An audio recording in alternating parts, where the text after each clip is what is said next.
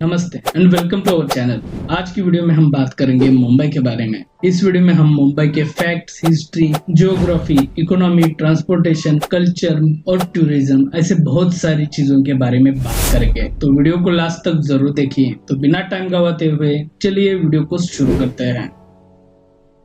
मुंबई एक 7 आइलैंड से बनी एक सिटी है। ये देश की सबसे रिचेस्ट सिटी है। ये महाराष्ट्र की कैपिटल सिटी है और इसे भारत की फाइनेंशियल कैपिटल भी कहते हैं। मुंबई का पहले बॉम्बे नाम था, बट 1995 में इसका नाम चेंज करके मुंबई रखा गया, यहाँ के मुंबा देवी के नाम से। मुंबई का टोटल एरिया 437.71 किलोमीटर पर इसकी एस्टिमेट पॉपुलेशन 1.71 करोड़ है। अगर मेट्रोपॉलिटन एरिया की बात की जाए तो ये एरिया 4355 किलोमीटर स्क्वायर है और इसके मेट्रोपॉलिटन एरिया में थाने, पालघर, कल्याण डोंबिवली, नवी मुंबई, रायगढ़ ये एरियाज आते हैं और इसकी एस्टिमेट पॉपुलेशन करीब 2.53 करोड़ है। अगर हिस्ट्री की बात की जाए तो जब एक्सपोर्ट इंपोर्ट के लिए सी रूट का इस्तेमाल शुरू हुआ, तब से मुंबई वेस्टर्न कोस्ट लाइन पे होने के वजह से एक्सपोर्ट इंपोर्ट के लिए बहुत इंपॉर्टेंट सिटी थी। और मुंबई 7 आइलैंड से बनी हुई सिटी है। बॉम्बे, मजगांव, परेल, वर्ली, माहिम, लिटिल कोलाबा और कोलाबा ये आइलैंड्स को जोड़कर मुंबई बना है। मुंबई 1534 टू 1661 तक पोर्तुगीज के कंट्रोल में था और पोर्तुगीज इसे बॉम्बहिया कहते थे, यानी गुड बे। बट 1661 में पोर्तुगीज प्रिंसेस कैथरीन दी बरगांजा की शादी इंग्लैंड के प्रिंस चार्ल्स सेकंड से हुई। तब पोर्तुगीजों ने बॉम्बहिया को डाउरी के रूप में ब्रिटिशों को दिया और इसके बाद बॉम्बहिया को ब्रिटिश बॉम्बे कहने लगे। ब्रिटिश रूल में बॉम्बे के 7 आइलैंड को एक साथ जोड़ा गया। इसके अलावा बहुत सारे कंस्ट्रक्शन और इंफ्रास्ट्रक्चर यहाँ पे किए गए। इंडिया और एशिया की सबसे पहली पैसेंजर ट्रेन यहाँ से ही शुरू हुई थी। 16 अप्रैल 1853 को बोरीबंदर यानी आज के CSMT से थाने के बीच में। इसके अलावा Chhatrapati Shivaji Maharaj terminals, gateway of India और बहुत सारी हिस्टोरिकल बिल्डिंग्स का कंस्ट्रक्शन ब्रिटिशों ने ही किया है, जो आज भी आपको मुंबई में देखने को मिलेंगे। जब देश 1947 को आजाद हुआ, तब बॉम्बे स्टेट का हिस्सा था, बट जब लैंग्वेज के आधार पर स्टेट को बनाए गए हैं, तब बॉम्बे स्टेट का डिवाइड हुआ और 1960 में महाराष्ट्र और गुजरात बने। बॉम्बे में मराठी लोग ज्यादा थे, इस वजह से बॉम्बे महाराष्ट्र को मिल गया और बॉम्बे महाराष्ट्र को मिले इसके लिए बहुत सारे लोगों ने अपने जान भी गंवाई थी। फिर 1995 में बॉम्बे का नाम चेंज करके मुंबई रखा गया, यहाँ के मुंबा देवी के नाम से।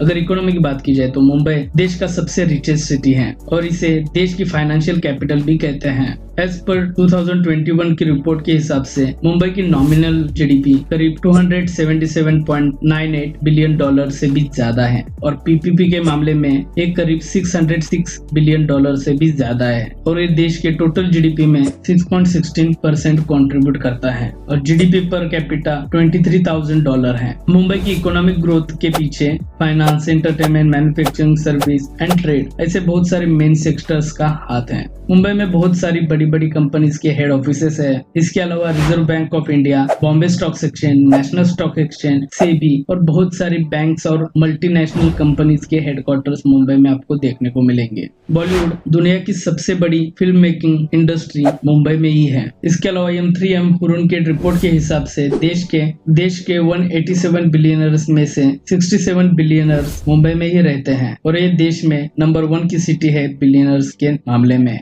अगर वर्ल्ड की बात की जाए तो एक फोर्ब्स की टॉप बिलियनर्स के लिस्ट के हिसाब से New York, Hong Kong, Beijing, Shanghai, London और मॉस्को के बाद 7th हाईएस्ट बिलियनर्स के लिस्ट में मुंबई आता है। और मिलियनर्स की बात की जाए तो करीब 60,000 से भी ज्यादा मिलियनर्स यहाँ पे रहते हैं। यहाँ पे आपको हर तरह की चकाचौंध देखने को मिलेगी। 5 स्टार होटल से लेके बड़े बड़े मॉल, शॉपिंग सेंटर्स, बड़ी बड़ी स्काई स्क्रेपर से लेके छोटी छोटी झुग्गी झोपड़ियां तक। एशिया की सबसे बड़ी स्लम धारावी है। मुंबई में जितने अमीर लोग हैं उससे भी ज्यादा गरीब लोग हैं। भारत के हर हिस्से से लोग यहाँ पे अपने सपनों को पूरा करने के लिए यहाँ पे चले आते हैं, पर इस वजह से मुंबई ओवर पॉपुलेटेड बन गई है और मुंबई एक कोस्टल सिटी और 3 साइड से वाटर से घिरी होने के कारण और यहाँ पे जगह बहुत कम है। इस वजह से स्लम जैसे प्रॉब्लम को मुंबई आज के दिन फेस कर रहा है और इस वजह से मुंबई में प्रॉपर्टीज के दाम भी आसमान छू रहे हैं। एक आम नागरिक को यहाँ पे घर लेने के लिए अपनी पूरी जिंदगी लगानी पड़ती है। बहुत सारे लोग पूरी लाइफ कमाने के बावजूद भी यहाँ पे घर नहीं ले पाते। एक डार्क साइड है मुंबई के लोगों की। मुंबई पॉपुलेशन के मामले में दुनिया के टॉप 10 सिटीज में आती है और इतनी सारी पॉपुलेशन की ट्रैवलिंग को मैनेज करने के लिए अच्छा इंफ्रास्ट्रक्चर होना जरूरी है। और मुंबई के ट्रांसपोर्टेशन को अच्छा नहीं बोल सकते बट एक एवरेज ट्रांसपोर्टेशन सिस्टम है। पहले बात करते हैं मुंबई सबअर्बन रेलवे यानी मुंबई लोकल के बारे में। मुंबई लोकल मुंबई के लोगों के लिए बहुत ही इंपॉर्टेंट पब्लिक ट्रांसपोर्टेशन सिस्टम है। इसका रेल नेटवर्क करीब 390 किलोमीटर तक पूरे मुंबई और मेट्रोपॉलिटन एरिया में फैला है और हर दिन करीब 75 लाख लोग ट्रैवल करते हैं। अगर मुंबई लोकल रुक जाती है तो मुंबई रुक जाती है और ये मुंबईकरों को बारिश के दिनों में फेस करना पड़ता है। मुंबई लोकल की वजह से मुंबई में ट्रैवल करना बहुत सस्ता और अच्छा पब्लिक ट्रांसपोर्ट है बट पीक टाइम पे यहाँ पे बहुत सारी रश होती है। इसके अलावा मुंबई मेट्रो और मुंबई मोनो भी है। मेट्रो की बहुत सारी लाइन अभी भी अंडर कंस्ट्रक्शन में है। जब ये मेट्रो पूरी तरह से शुरू हो जाएगी तब मुंबई लोकल और रोड ट्रैफिक पर काफी सुधार देखने को मिल सकता है। मुंबई लोकल और मुंबई मेट्रो के बारे में अलग वीडियो आने वाली है, उसमें हम इन ट्रांसपोर्ट सिस्टम के बारे में पूरी डिटेल से बात करेंगे। तो चैनल को सब्सक्राइब करके बेल आइकन को जरूर दबा देना ताकि आने वाली वीडियोस आपसे मिस ना हो पाए। इसके अलावा अब बात करते हैं रोड ट्रांसपोर्टेशन की। मुंबई में पब्लिक ट्रांसपोर्ट के लिए बेस्ट जैसी बेहतरीन बसेस सिस्टम अवेलेबल है। इसके अलावा मेट्रोपॉलिटन एरिया में हर एक म्युनिसिपल कॉर्पोरेशन यानी ठाणे, नवी मुंबई, कल्याण डोंबिवली की अपनी अपनी गवर्नमेंट बसेस चलती है। मुंबई में करीब 33 लाख से भी ज्यादा लोग बस से और बसेस से ट्रैवल करते हैं। इसके अलावा टैक्सीज, ऑटो रिक्शाज भी पूरे मुंबई में चलती है। इसके अलावा ओला, उबर जैसी प्राइवेट ट्रैवलिंग भी अवेलेबल है। इसके अलावा फेरीज भी मुंबई में चलती है जो गेटवे ऑफ इंडिया से घारापुरी आइलैंड यानी एलिफेंटा केव्स और अलीबाग तक चलती है। इंटरनेशनल और डोमेस्टिक ट्रैवल के लिए देश का second busiest airport Chhatrapati Shivaji Maharaj airport है। इसके अलावा नवी मुंबई में भी एक एयरपोर्ट बन रहा है और वो अभी भी अंडर कंस्ट्रक्शन है। इतने सारे ट्रांसपोर्टेशन के तरीके होने के बावजूद बहुत सारे इश्यूज को मुंबई के लोगों को फेस करनी पड़ती है, जैसे कि ट्रैफिक जैम, खराब roads, crowded places, vehicle parking का इशू। इसके अलावा मुंबई लोकल के डिलेज का इशू, ऐसे बहुत सारे इश्यूज मुंबईकर हर दिन फेस करते हैं।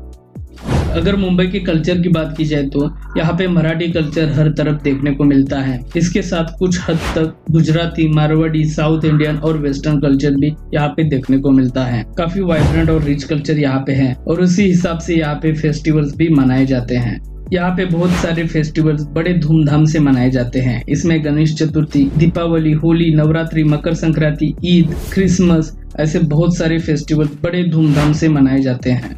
गणेश चतुर्थी यहाँ का सबसे बड़ा फेस्टिवल है। इस टाइम मुंबई के हर मोहल्ले चमक जाते हैं और ये फेस्टिवल देखने के लिए देश और दुनिया भर के लोग यहाँ पे आते हैं। फूड्स की बात की जाए तो वड़ा पाव यहाँ का मेन स्ट्रीट फूड है। इसके अलावा पानी पूरी, सेव पूरी, पाव भाजी, भजी पाव, दाबेली, मोमोज, शोरमा, इडली, डोसा, ऐसे बहुत सारे फेमस स्ट्रीट फूड आपको देखने को यहाँ पे मिलेंगे। पूरन पोली यहाँ की ट्रेडिशनल डिश है जिसे यहाँ के लोग फेस्टिवल्स में बनाते हैं। इसके अलावा मिसल पाव, तांबड़ा पांडरा रस्सा, अक्खा मसूरा, राइस, भाकरी, चपाती, ऐसे बहुत सारे रीजनल फूड्स भी यहाँ पे देखने को मिलते हैं। अगर टूरिज्म की बात की जाए तो मुंबई खुद में ही एक टूरिस्ट अट्रैक्शन है। यहाँ पे देश और दुनिया के लोग घूमने आते हैं। टूरिज्म किसी भी देश, स्टेट और सिटीज के लिए बहुत इंपॉर्टेंट होता है। मुंबई का भी टूरिज्म बहुत इंपॉर्टेंट है मुंबई और देश के लिए। अगर इकोनॉमी की बात की जाए तो मुंबई के टोटल जीडीपी में 6 to 7% का हिस्सा टूरिज्म और उसके रिलेटेड बिजनेसेस से आते हैं। मुंबई में बहुत सारे टूरिस्ट स्पॉट्स हैं जहाँ पे फॉरेन और डोमेस्टिक टूरिस्ट आते हैं। मुंबई में 3 यूनेस्को वर्ल्ड हेरिटेज साइट्स हैं। उसमें Chhatrapati Shivaji Maharaj terminals, Elephanta caves and the city distinctive and Victoria art and deco ensemble, ये बिल्डिंग्स यहाँ पे यूनेस्को वर्ल्ड हेरिटेज साइट्स हैं। छत्रपति शिवाजी महाराज टर्मिनल्स एक रेलवे स्टेशन है और ये देश का पहला रेलवे स्टेशन है और सेंट्रल रेलवेज का मेन ऑफिस है। पहले इसका नाम विक्टोरिया टर्मिनल्स था बट बाद में इसका नाम चेंज करके छत्रपति शिवाजी महाराज टर्मिनल्स रखा गया। इसके अलावा एलिफेंटा केव्स मुंबई के पास घारापुरी आइलैंड पे हैं। एलिफेंटा केव्स 5th और 6th सेंचुरी में बनाई गई थी और ये भगवान शिव को डेडिकेटेड है। बहुत सारे अट्रैक्टिव केव्स और स्टैचूज हैं जो भारत के रिच हिस्ट्री को रिप्रेजेंट करते हैं। इसके अलावा मुंबई में और भी प्लेसेस हैं, उसमें मरीन लाइन्स जिसे क्वीन नेकलेस भी कहा जाता है, क्योंकि रात में यहाँ की स्ट्रीट लाइट्स को आसमान से देखने पे एक क्वीन के नेकलेस जैसी दिखती हैं। इसके अलावा gateway of India, Taj hotel, Chhatrapati Shivaji Maharaj museum, Nariman point, Nehru science centre, Sanjay Gandhi national park, Worli sea link, Girgaon Chowpatty, Juhu beach, film city जहाँ पे बॉलीवुड की मूवीज और सीरियल्स और टीवी शोज की शूटिंग होती है।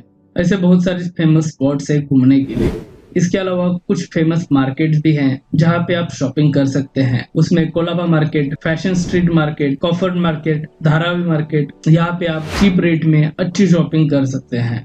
अब बात करते हैं टेम्पल्स और रिलीजियस साइट्स के बारे में, जहाँ पे लाखों लोग अपने भगवान के पास मन्नत मांगने के लिए आते हैं। यहाँ पे Mumba Devi temple, Siddhivinayak temple, Mahalakshmi temple, Shri Radha Gopinath temple, Babulnath temple, Haji Ali dargah, global Vipassana pagoda, Mount Mary basilica, Jain temple, ऐसे बहुत सारे रिलीजियस साइट्स और टेम्पल्स हैं। महाराष्ट्र के टोटल फॉरेन टूरिस्ट में लगभग 50% टूरिस्ट सिर्फ मुंबई में ही आते हैं। अगर होल महाराष्ट्र की टूरिज्म बढ़ाना है तो महाराष्ट्र गवर्नमेंट को कुछ मार्केटिंग पॉलिसी बनानी पड़ेगी, क्योंकि मुंबई के अलावा महाराष्ट्र में बहुत सारे टूरिस्ट स्पॉट्स हैं जहाँ पे फॉरेन टूरिस्ट बहुत कम ही जाते हैं।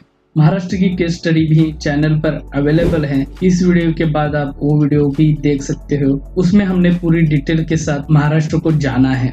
ओवरऑल मुंबई देश का सबसे इम्पोर्टेंट शहर है। ये देश की फाइनेंशियल कैपिटल के साथ ये रिचेस्ट सिटी भी है। एक कोस्टल सिटी होने के कारण ट्रेड के लिए बहुत इम्पोर्टेंट सिटी है। लाखों लोग अपने सपनों को पूरे करने के लिए यहाँ पे आते हैं। यहाँ पे बड़े बड़े स्काई स्क्रैपर्स के साथ स्लम्स भी देखने को मिलता है। पब्लिक ट्रांसपोर्टेशन अच्छा होने के बावजूद ओवर पॉपुलेटेड होने के कारण ट्रांसपोर्टेशन का इशू बहुत है।